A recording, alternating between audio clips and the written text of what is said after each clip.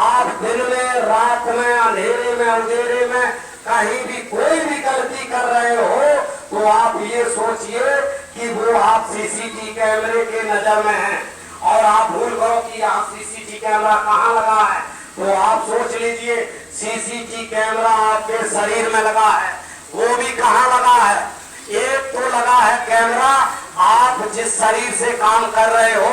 उस शरीर में उसका सीसीटीवी कैमरा लगा है, जो कि वो आंखें आपकी, ये आंखें आपकी हैं, आपके ही शरीर में हैं। और ये सीसीटीवी कैमरा है जो कर्म आप कर रहे हो, जो कर्म कुकर्म कर रहे हो वो इन्हीं आंखों से आप देख रहे हो, इन आंखों से वो कर्म देख रहे हो और वो आपके शरीर में कैद हो रहा है। इसके बाद गुरु महाराज ने एक सीसीटीवी कैमरा आपको बताया जो कि आपके आत्मा में है, जो आंख यानी जो बंद है आपके अंदर, वो भी एक यानी कैमरा है, सीसीटीवी कैमरा आंख, जो आत्मा में आप सोच रहे हो, जो आत्मा से आप कर रहे हो कर्म, उसमें भी वो कैद हो रहे हो।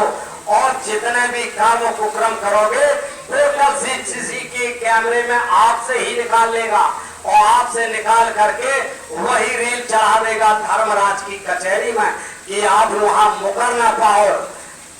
आप वहां मुकर ना पाओ, इसलिए ना बोल पाओ। तो आपको विद ब्याज के जैसे ज्ञान बोलते हो, आपको ब्याज में भूसा मिलता है। तो आप ये समझ लीजिए कि आपको वो कर्म का फल आज नहीं तो कल। आप सोचो कि तत्काल में जैसे किसी ने मर्डर कर दिया, उसे फांसी क्यों नहीं हुई, उसे सजा क्यों नहीं हुई? आप इस चीज को जान लीजिए, क्योंकि अभी वो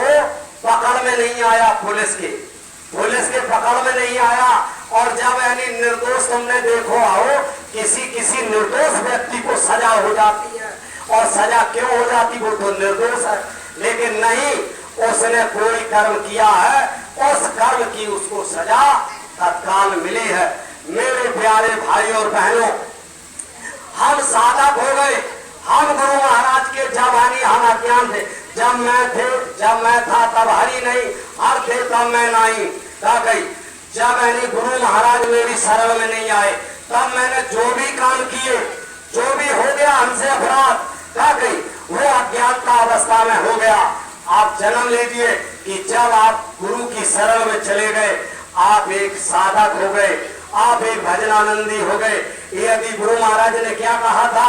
गुरु महाराज ने कहा था बच्चों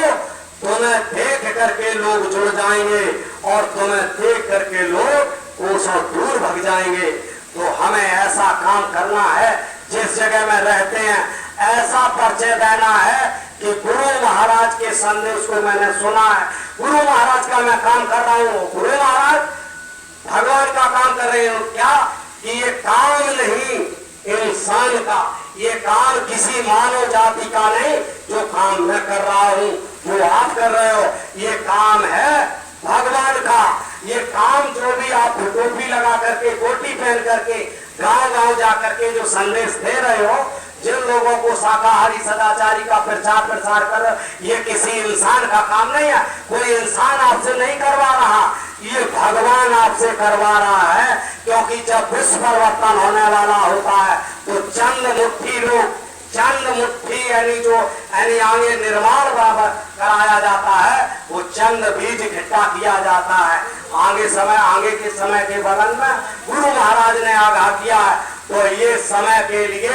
एक यानी व्यवस्था बनाई जा रही कि आगे धर्म की स्थापना, सतयुग लगने वाला, सतयुग में जब गुरु महाराज ने क्या कहा था कि गंदला साहब करोड़ों की लाखों करोड़ 200 करोड़ का सफाया होगा, और 200 करोड़ की तो समझिए कि लाशों पे लाशों का जब नजारा होगा, सुनते तो जाओ संदेशा हमारा, लाशें सड़ी पड़ेंगी घर घर में, उठाने वाले मिलेंगे ना यार, जमाना बदलेगा। आप समझिए कि जब लाशें उठाने वाले नहीं होंगे तो गिने चुने एक आध कहीं कहीं लोग बचेंगे। गुरु महाराज ने हम सबको, और जो भी, और यहाँ अदला बदला, जैसे आपने देखा हो, किसी को एक थप्पड़ मार दो, किसी को एक थप्पड़ मार दो तो वो आपको दूसरा थप्पड़ जड़